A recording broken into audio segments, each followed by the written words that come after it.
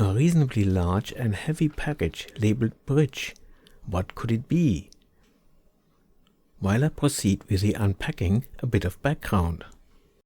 A week earlier I had stumbled on this eBay listing and somewhat intrigued put in a bid. At the very least, I can see there are 2 instruments, a bunch of knobs and switches and what looks like a nice metal enclosure. Plus, the weight of the item, 2.5 kilos, probably means it contains a transformer of sorts. For that price, a fair amount of spare parts. The seller told me it comes from a friend who recently died and his wife asked him to sell all his hobby equipment. Well, here it is, pretty much as expected. Some of the pots feel rather stiff, probably not been moved for a long time, and a bit of rust on the switches. Thankfully the enclosure is still in very good shape, at least from the outside. The rear has an interesting set of terminals labeled A and B, and a heatsink with 2 power transistors all needing a good clean. The best part, the owner glued a schematic on the top. The schematic is hand-drawn and clearly consists of 2 separate sections, the actual electronics on the top and some wiring for switches and instruments on the lower part. The top part makes it pretty obvious that this isn't a bridge or anything like it. It's a dual bench power supply. On the left we have a mains transformer feeding 2 identical power supply circuits. The top one is just roughly indicated while the lower one is shown in detail. The circuit is based on the venerable UA723 regulator, which I believe was first released in 1968, but is, I think, still produced 57 years later. The 723 is a good design, versatile and if wired correctly has excellent characteristics, but is more complex than the more popular 3-legged regulators and by itself it's only good for 100 or so milliamps. Most designs therefore add an external pass transistor for the heavy lifting, as does this design, using an equally venerable 2N3055 power transistor. The chip is fed from a bridge rectifier with a 2500 microfarad smoothing cap. It has a control for adjusting the voltage, but the minimum voltage of a 723 base power supply is always around 2 volts.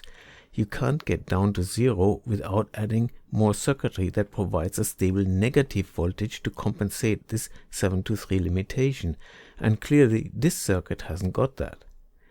It does implement a current limiter using a current sense resistor consisting of a fixed 0.5 ohm resistor and a 50 ohm potentiometer. The drawback of this circuit is that the full output current is flowing through this potentiometer and it must be designed to handle this. The notes on the left indicate that the design for each power supply is for 2 to 20 volts up to 1 amp, and for 2 amps the 2 power supplies would be in parallel. From this section of the schematic we now know what the 4 knobs on the front are for. They are voltage and current controls for each of the 2 power supplies called A and B. The lower part of the schematic explains the rest of the controls. It looks rather complex, but the principle is quite easy to understand.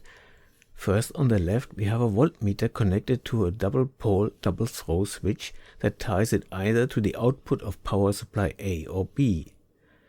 A similar but less easy to see wiring uses a 3-pole rotary switch for the amp meter. Switching the current meter into either power supply A or B cannot be done with a simple double-pole double-throw switch, because, for example, if the meter is looped into the positive rail of A, as in the drawing, the positive rail of B has to be connected directly to the output and vice versa when B is selected. In the third position, neither positive rail is connected through to the output, thus switching both off. Quite a nifty design.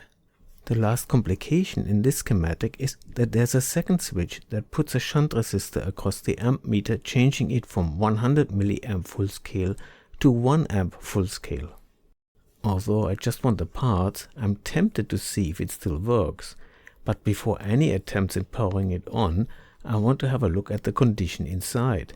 It turns out that some of the screws on the side panel are just spinning. Probably there's a nut on the other side that's spinning too.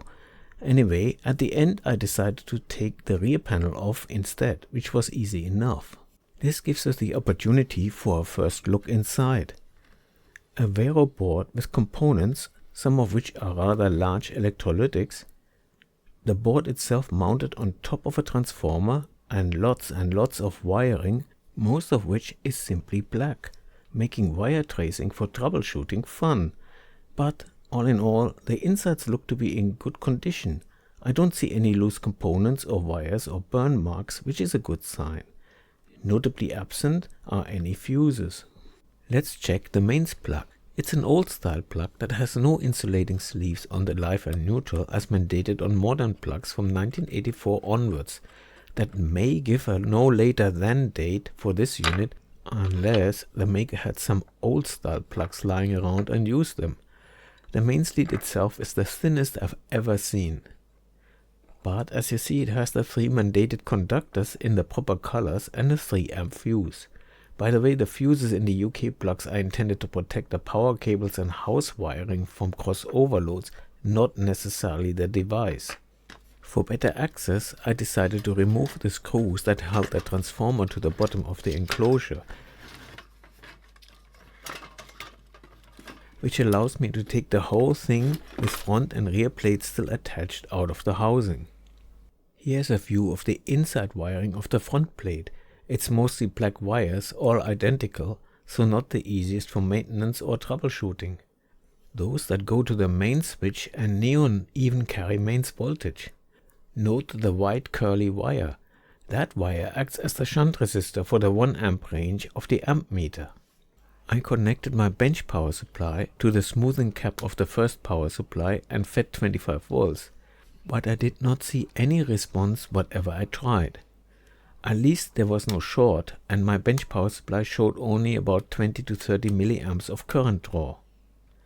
A note on the green wire that you see above the instruments. The transformer has an earth wire, possibly a shielding layer between the primary and secondary. I can't be 100% sure, but this green wire only appeared like that after I had dismounted the transformer from the housing, so I suspect it was tied to one of the screws holding the transformer. Although there was an earth connection from the mains cable to a thermal block, there wasn't anything connected to it. When turning my bench power supply off, the smoothing cap slowly discharged, showing that it still held considerable capacity. I tried the same with the second power supply with identical results. No response, but the circuitry itself was not shortened. Encouraged that nothing was going to blow up, I proceeded to run the unit from AC mains, and the neon light came on, but the only thing I could measure with my multimeter, sadly off screen, was that both smoothing caps were now showing 25 volts DC, nothing on the outputs. Playing around with the most right knob which adjusts the current for the power supply B, the volts suddenly came to life and showed 10 volts. It was very touchy. Clearly something is wrong with that current pot, and probably also the voltage one, because it's 10 volts or nothing. I connected the multimeter on the output sockets and it showed about 10 volts. Then I connected a 200 ohm load resistor which should draw 50 milliamps at 10 volts, and the output immediately collapsed to about 1.5 volts. Removing the load and the output came back, the same as shown on the front plate. As soon as I touch the load, the voltage goes down and the ammeter shows a tiny current. First time that meter has shown anything. Although I have no intention of repairing this power supply, I was curious, and since the current potentiometer felt broken, I decided to temporarily replace it.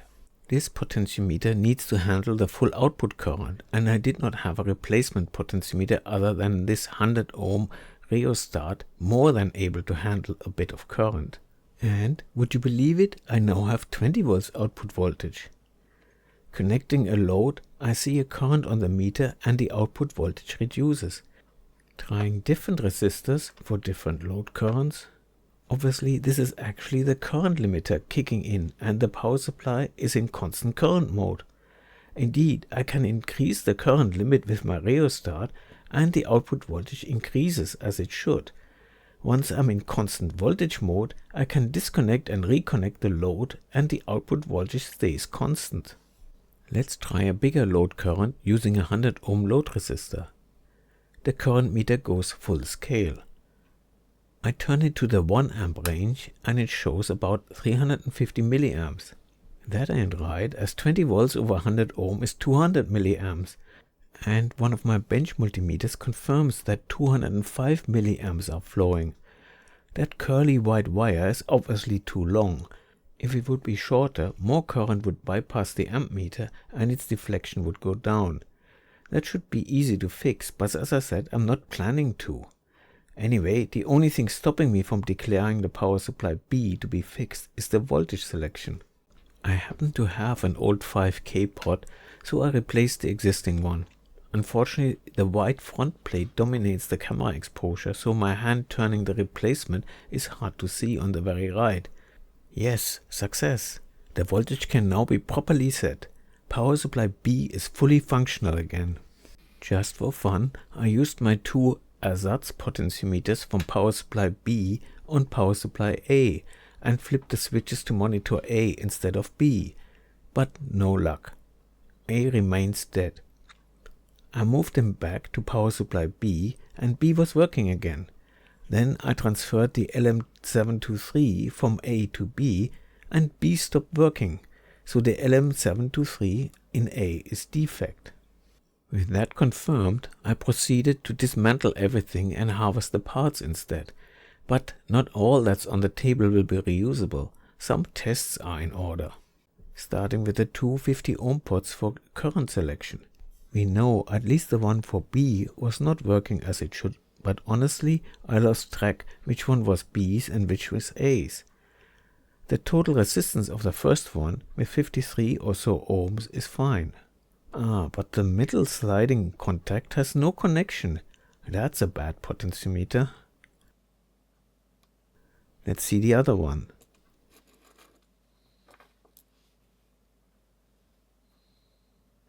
Again, the total resistance is fine. And again, the middle sliding contact has no connection. Both potentiometers are bad. Let's test the 5K pot of the power supply A. The total resistance is okay. And the middle sliding contact works as well.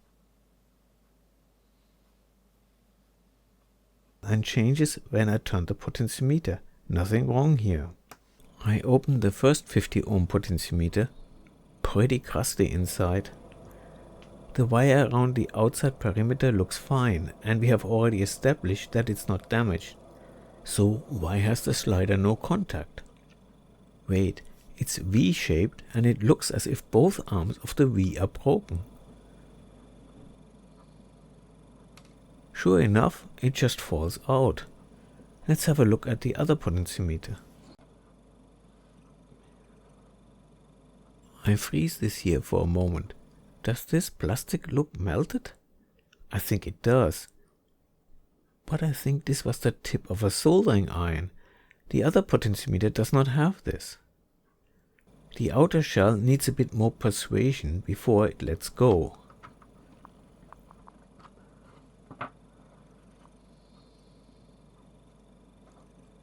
It looks very similar inside.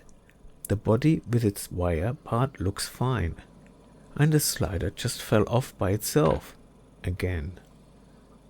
It broke off at exactly the same place as the other one. This could be a mechanical problem, for example, someone tried to move the potentiometer beyond its stop, or maybe it melted by overload.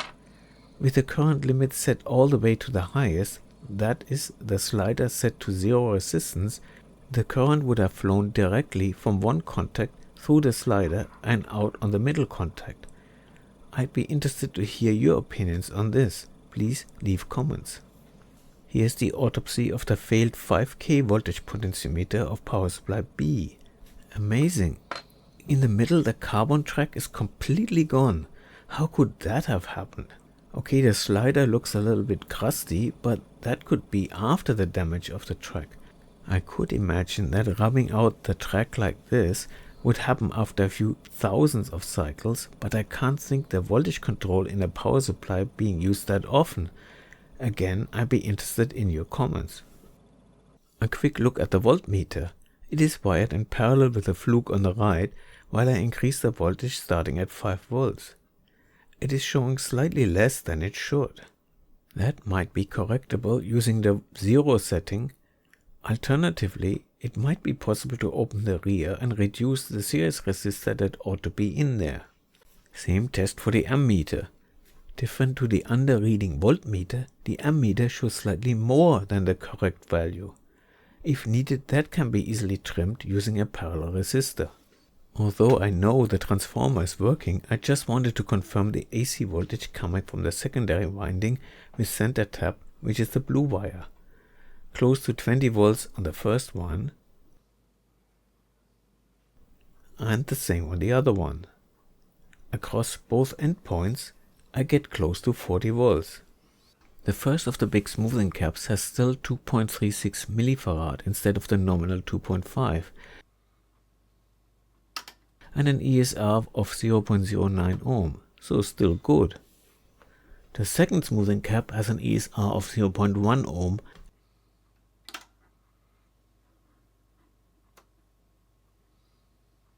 and 2.28 millifarad.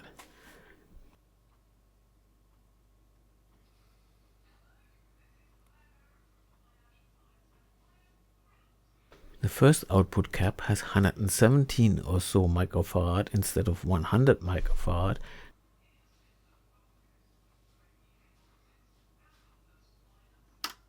and an ESR of 0.76 ohm.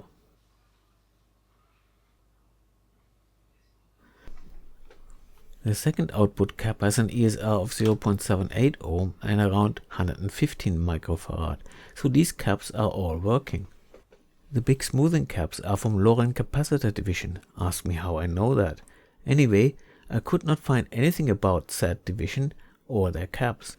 Lorentz still exists, but apparently make mainly switches these days. The smaller output caps are from Erie. They have a date code of WYI. The story goes that Hunt's capacitors came up with this date code method in the 60s, and Erie took them over and used the same scheme at least for a while. Using that, a date code of 1973 or 83 seems the most likely. I'm inclined to discount 1963 because the regulator chip only came out in the late 60s. There was one other small electrolytic cap in each power supply, and these both have a date code of 71. Both 5K pods have an identical code of 7736, which might be 1977. I'm not sure what to make of the chip itself. Is that a date code and it's pure coincidence that the numbers are the same as the part number? Is the first a slash or the number 1? Are these even original chips or clones? Again, leave comments if you can. I would have liked to find out how long ago that unit was built, but it's hard. Maybe it's from the 70s, maybe the 80s. It was well designed, and that it still worked, at least partially, is a tribute to the builder. It failed because some very peculiar things happened to 3 of the 4 potentiometers, and apparently one of the chips died. I forgot to mention that the power transistors both tested okay. I hope you enjoyed exploring this mystery device as much as I did, and if you like my videos, don't forget to like and subscribe and help growing this channel. And consider becoming a Patreon. The link's in the description. Thanks for watching.